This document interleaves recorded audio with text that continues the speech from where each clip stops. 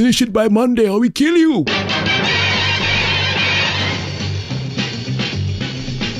Round 2 now. In terms of the performances, Penguin, in terms of the performances, I instantly fell in love with the actor who played Harry Osborn's character. Instantly. The acting was on point. As soon as he came out of that tank with the symbiote suit on, beautiful. Somebody who's been in that tank for however long, in his head, he's going to die soon. Is it the same thing your mom had? It was. Past tense. We think it's in remission. Harry, this is... I can't believe it. You look great. I feel great. No more pain, no more stress, especially when you thought you're going to die. I feel great. His story is perfect. Perfect. Even I was conflicted. I was like, yo, shit. His father's a bad guy. What if he ends up being a bad guy like his dad? Maybe that's how he becomes the Venom character, because he was just too cynical or too weird or just too much like his dad. But it wasn't that. It was just the turn of events that happened, just the way, you know, things got twisted. So I don't even blame him. What did you say? Floating in a tank with a healing agent. Oh, both. I hear you. I hear you. Gave me awful nightmares. A tank? I hear that. Wow. It's just unfortunate. As the whole thing was panning out, I thought to myself, I wonder if he would have eventually become that Venom character if something had pissed him off during a conversation between himself and Peter Parker. Maybe they've been at the Emily May Foundation for like 2 years, 3 years, and then maybe a science project didn't really work well. Would his temper had gotten the better of him? Eventually, would he have become that huge raging Venom eventually, or would he have just maintained that, put on the suit, do a superhero thing, and then take it off? Especially when he found out Peter Parker is Spider-Man, his head would have melted. Damn. My best friend is the hero who saves the city. Oh my god! And now I've got the superhero suit thing. You're working together as superheroes and as regular people, saving the world two times over. Welcome to the good life. I was putting myself in the shoes of Peter Parker saying, yo, if my best friend had come to me who almost died, he's named the foundation after his mom. I wish he had asked permission, because just me being me, you don't just put my grandmother's name or my auntie or any of my family members' name who's passed and just, you know, but I get it. That's what I'm saying. I all those little things are like, but I still get it. I'm there with you. I'm like, yo, dude, this is a lot, man. And he's got stressed with the mortgage, money, Mary Jane in his ear. He wants to move in, but oh my God, the solution you've been waiting for. That's like somebody asking the universe, help me out. And then your best friend shows up. He's alive and healthy. He's happy. He's brought this thing to your table.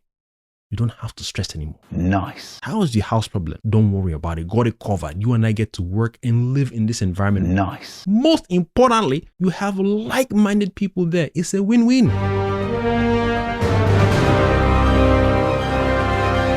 A win is a win. I would have probably taken that deal ASAP. I swear I would have probably taken that deal ASAP. I'd have probably sat him down and say, yo, you know, real talk. There's some dark things going on around the city or bad mojo about your pops. So as long as we keep this thing straight and correct, morally balanced, divinely balanced, you don't bleed your dad's nonsense into this stuff, then we gravy. If you mess up or you creep into becoming your dad, yo, I got my eye on you. You called me here. I didn't come and knock on your door, say, can you employ me or hire me as a friend or best friend into your organization? You called me here. You even named it after your mom and my passed away auntie. You didn't ask permission. So if I catch you sleeping, your moral compass is doing woo-wah like this. Like say, hey, you're my best friend. I'll bust your ass. Like that whole trope, you let one person survive to destroy 1,000 or 2,000 people. That math doesn't math for me. I don't know what mathematics you were. Is it Greek? Well, where I come from, we learned something higher than Greek maths. We taught Greeks math. So your mathing is not mathing. You one person and now, no. We don't do that. We don't do it like that. So that aspect, I feel 10 out of 10 for the actor who played Harry. And then the voiceover for Venom, Tony Todd, I'm surprised they didn't even ask him in the past to voice the cartoon Venom and to voice Tom Hardy Venom. In fact, this Venom, for me, wipes the slate clean of Tom Hardy's Venom twice over. Damn, son. Destroys it. Shoot him! Tony Todd's voice is perfect. What they did with Miles too, Miles' story with Martin Lee, those two, especially the actor who played Martin Lee, correct stuff. And there's a scene where Miles was telling Martin Lee saying, yo, I'm not here to forgive you, but this hate BS I'm carrying, I need to dead that. I'm like, oh, beautiful writing. That's correct dialogue right there. Not some dumb nonsense of, oh, Mary Jane, what would I do without you? You're too good for me. Oh, Miles Morales, what would I do without you? You're too good. A few moments later. When your main character that you're playing as has this negative self-talk over and over again, especially for people like me who deal with negative self-talk, when your main character during your escapism of playing this game goes through that, you can relate to an extent. But I don't deserve you. It's like being in a union with someone who's a superhero or who's superhuman. There's growth to be had on both sides, individually and together. So all these dialogue, well, I don't deserve you, Mary Jane. Oh, Miles Morales. You don't. No, not for me. Not for me anyway. For other people, they probably loved it off, but that's you. Finish him!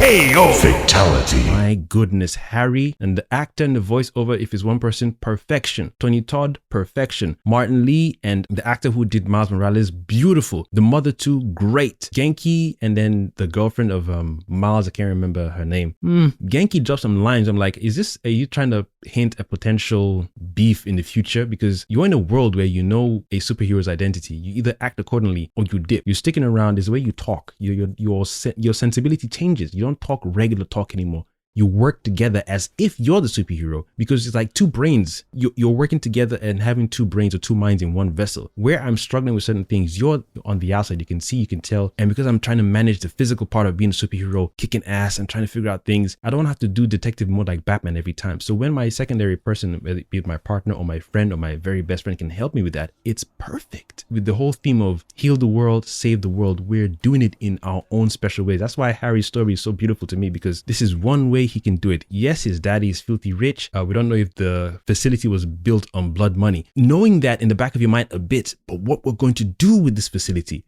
it tips the scales completely. Yes, unfortunately, some people were hurt. Unfortunately, this is blood money organization, or this thing was uprooted from the ground up with dark, wicked money. But my God, you've got some very innocent people who we even think to themselves, yo, Harry Osborn, isn't his dad Norman, and you want us to come to work? But then when Harry pitches it saying, yo, live in a world of corrupt government, corrupt presidency, wicked people who know what they are, don't care. They love disorder. They love disharmony. They love it. They thrive off wickedness. It wakes them up and they're hard on it. Yeah. Who else can I just cause pain to today? Damn. But we can work together, get like-minded people together, and then show the world this disorder and disharmony is not a natural state of being. It's just repeated consistently that we think is just a regular thing where all human beings do it. No, we show the world Bullshit. that's a lie and a fallacy we've been told over and over again. We become the change we want to see. Like-minded people under one roof, that huge facility. We don't have to go and trust some quote-unquote scientist outside of us. We are the scientists. Nigerian scientists, Jamaican scientists, Japanese scientists, Trinidadian scientists, Tobagan scientists, Zambian scientists. You're getting every group of people who love the truth of science. I'm not here to manipulate or inject things into people or cause sickness or create viruses. No. You're here to fix what other wicked people are constantly messing up. There is a power in there that supersedes those, because those people are small. You are a mass of people. You have one Emily May Foundation in New York. Imagine that replicated around the world. Game over. Your astronauts, your scientists, your doctors, your healers, whatever it is. In fact, there'll be a situation where you're going to be phasing out maybe fast food restaurants because the food isn't kosher. How they prepare it isn't kosher, what they're doing, the chemicals they add into it. You then change the whole face of that problems that are pressing right now. All these little things that you can take care of yourselves as a people. You know what to eat based on your blood type, your blood group, your family group, your ancestral group. It's a perfect, well written story in that part of the game. Beautiful. So when Harry loses his shit, Please.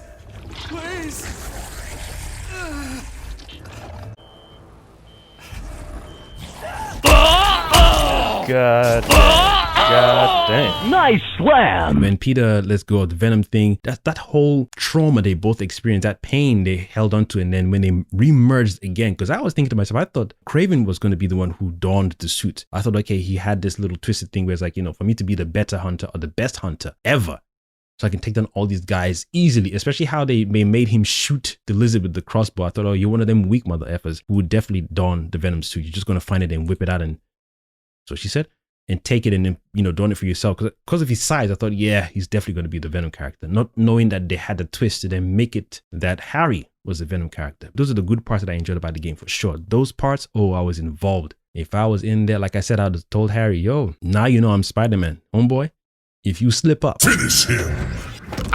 love you, but I will put you out in a heartbeat. It will hurt, best believe. But I can't risk one person causing more disorder and disharmony like your father's done for many people. I just can't repeat that twice. Maintain balance. Where you're wavering, let a brother know, yo, I got this dilemma about my conscience. All right, let's pause on whatever projects we're doing.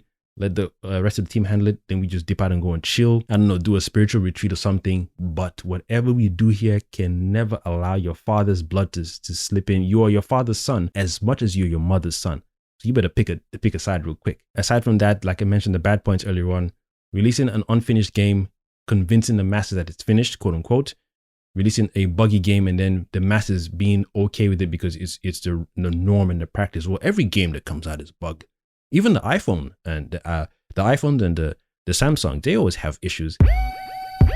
Is it that it's impossible to release devices without issues, or it's a practice that has started recently that they know you people won't complain enough about or boycott them? Come on, don't bullshit me. My brain can't allow me to fathom that it's a natural or technological norm that these things cannot be. It's impossible. In fact, it's cosmically impossible to create these games or devices without any form of bugs whatsoever. With all this hype about AI, even though it's man-made, you're saying the AI would still release things that is buggy.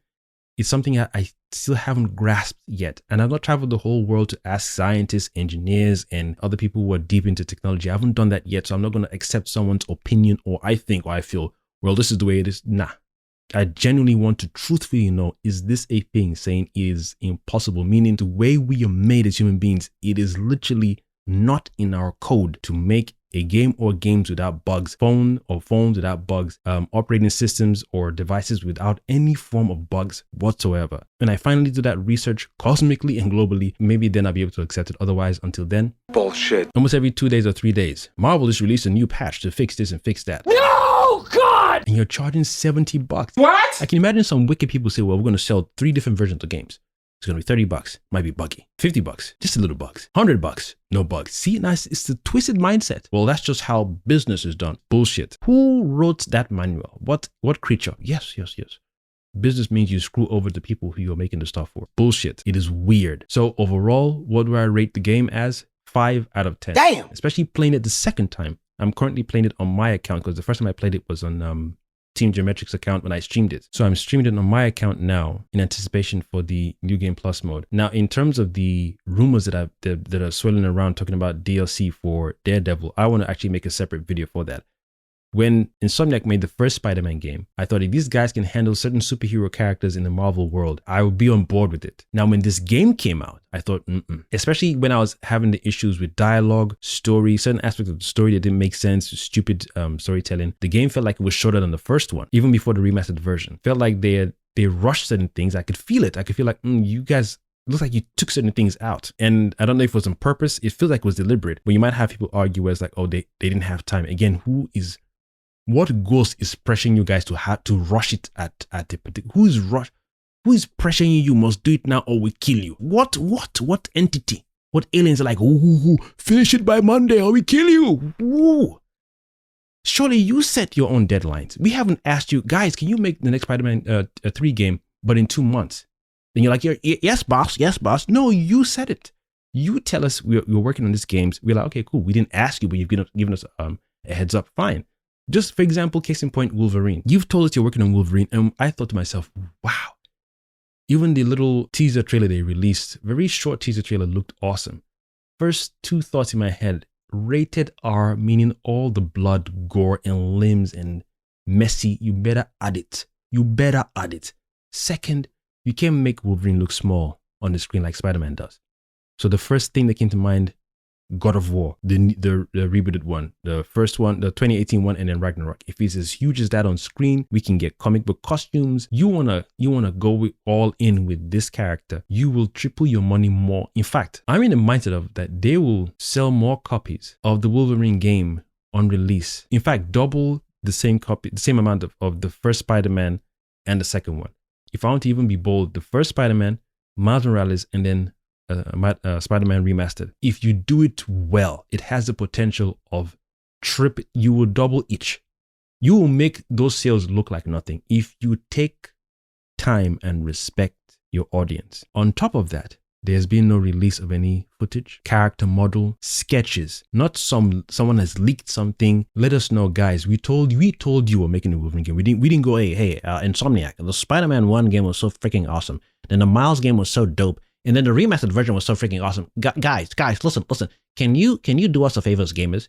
Can you be the company that makes a freaking dope Wolverine game? Yeah? Okay, cool. Now, when you're done listening to this voicemail, can you just release like a little snippet or like a little trailer or teaser trailer at the gaming convention or whatever it's called? Okay, thank you, Insomniac. We didn't call you. No, bitches. You took it upon yourself to let the world know you are working on it. So out of respect for letting us know, we didn't ask you. Just to keep it in the mind a little bit, guys, look where we're at. Look at the room Wolverine we're fighting in. Look at the X-Mansion. Look at the training room. Look at Wolverine's character, just to show us the character model. No claws? Claws. No claws? Claws.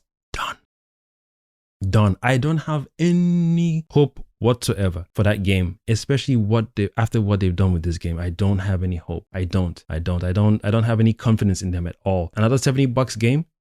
This game is literally a glorified PS4 Pro game, made and sold to be a PS5 game, or made to only run on a PS5 console. Bullshit. This is not a PS5 a game made from scratch. Some of the character models the same, some of the animations the same. You could say, oh, you can carry things over. This is not a to these eyes. It's not. If your eyes, cool, you can make a review. To these eyes, it's not a PS5 game. It's a glorified PS4 Pro game, polished to look like a PS5 game. So I don't have any hope for any stupid Wolverine game. Nah. Look what Santa Monica did. It was at this moment that he knew he fucked up. Finish him! Look at what Santa Monica did with their God of War game. The 3 main God of War games were epic. The first one blew the minds away. Second one, same thing. Third one, oh my gods. Pun intended.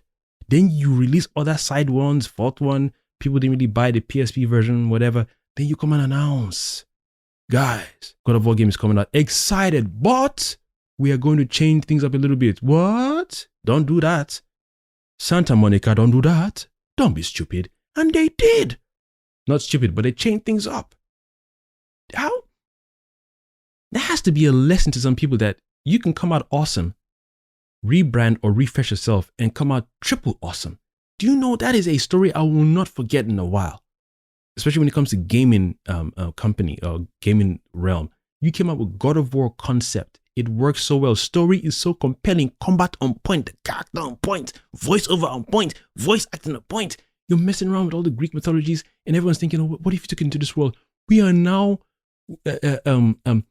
envisioning other worlds you could take us into. We are here for the ride. We're like, Santa Monica, what's next? We are here for it, Santa Monica. We are here for it. Beautiful. That's how you do it, man.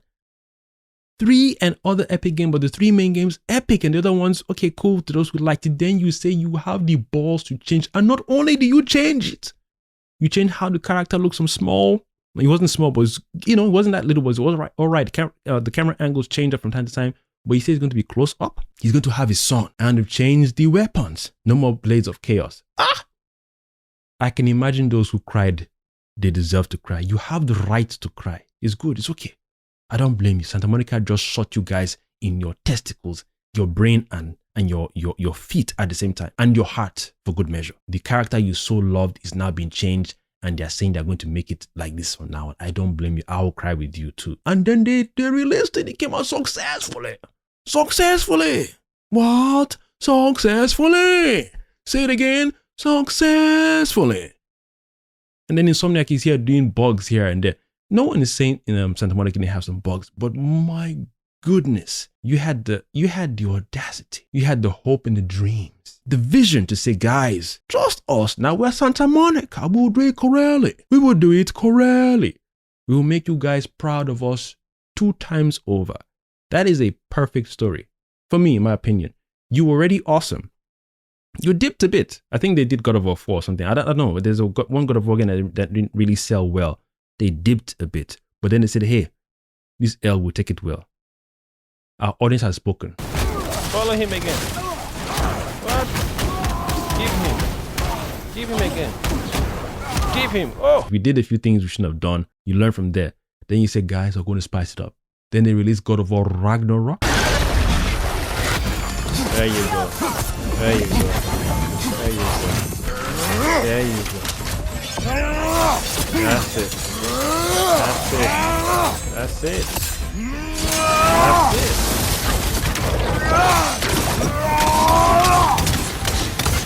No mercy. No mercy. No mercy. No mercy. No mercy. Not nice, is it? Not nice, is it? No mercy. Look at you. Not nice. That's how it goes. Give him again.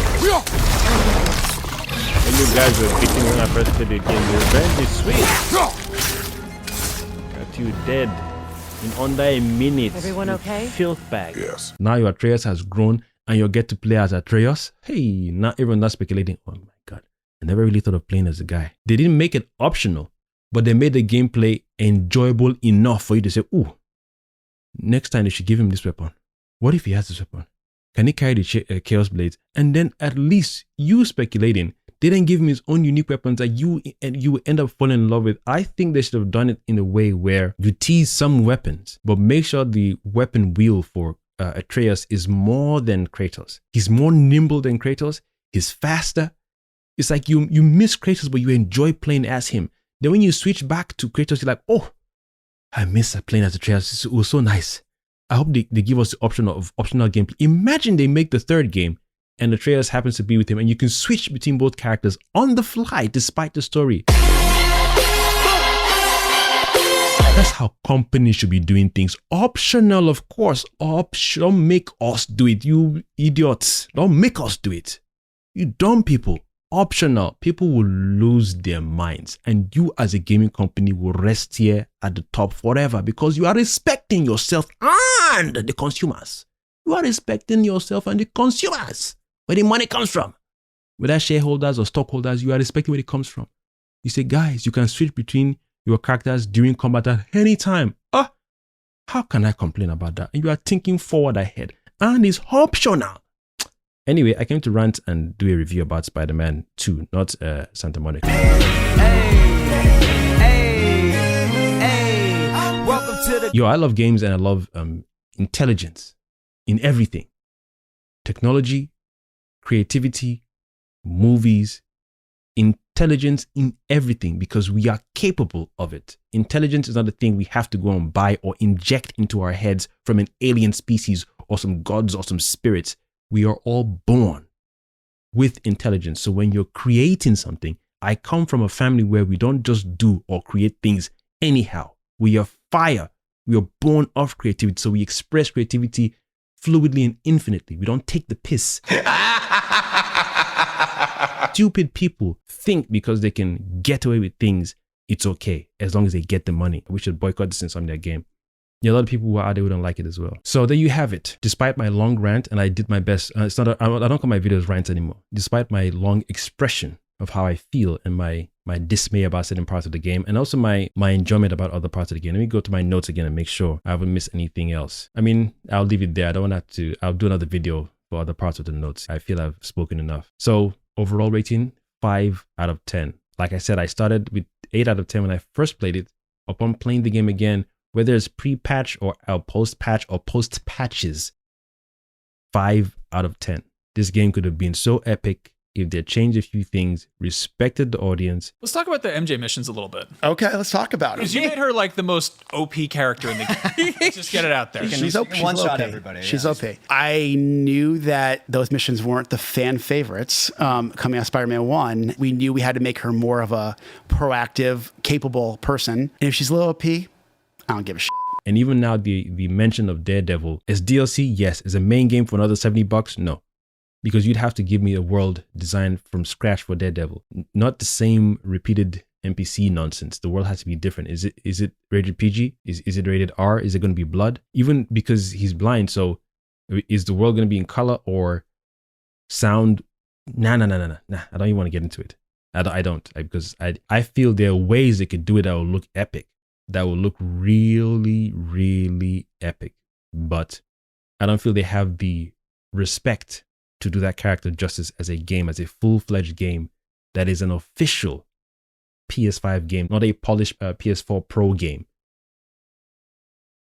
Scumbags. Damn, son. I have been your one and only host, ladies and gentlemen. The Cosmic Jedi. Finally, signing out. We are Venom. You dead yet? Oh, I thought that was a good dodge on my part, but he still got me. Oh, you didn't like that.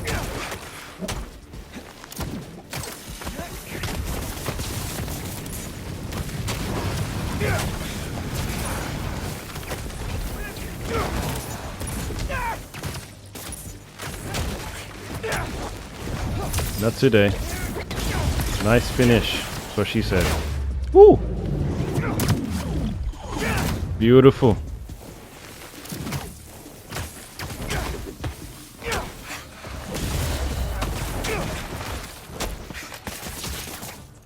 You're only making it worse for yourself, Marco!